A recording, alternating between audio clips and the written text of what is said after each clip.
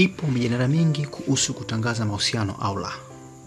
Wengi wanasema inanipasa kutangaza mahusiano yangu hadharani ili watu wanipe heshima, wala waliokuwa wakinidharau waweze kuniheshimu. Lakini wengine wanasema ni vyema ukaficha mahusiano kwa sababu kwa kutangaza hivyo unaweza ukaibua maadui. Upi ni ukweli?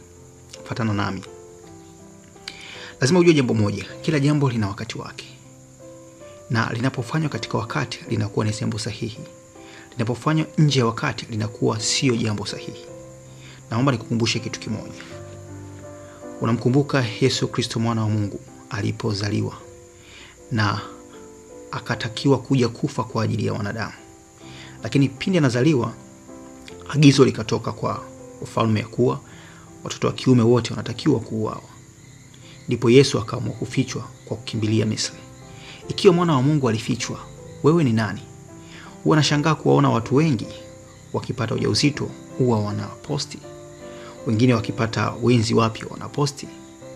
Wanatangaza kabla wakati. Lazima ujue kuna kitu kimoja kinaitwa premature exposure. Unapotangaza jambo kabla ya wakati, unaachilia negative energies za watu kushambulia kabla haujajipanga. Hivyo ni vyema kuwa msiri katika kila kitu unachokifanya, especially katika mahusiano. Tambua kuwa dunia tulionayo kwa sasa ina mashambulizi mengi sana katika jambo zima la familia. Hebu weka mambo yako kwa usiri.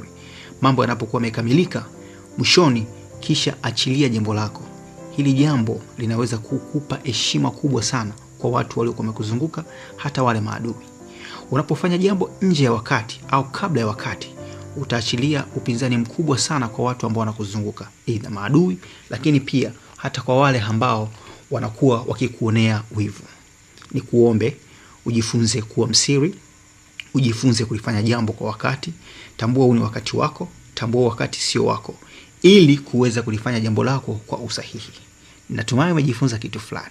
Niandikie hapo chini, lakini pia usisahau kusubscribe, kulike na kushare, kutuonesha kwamba kitu gani umejifunza.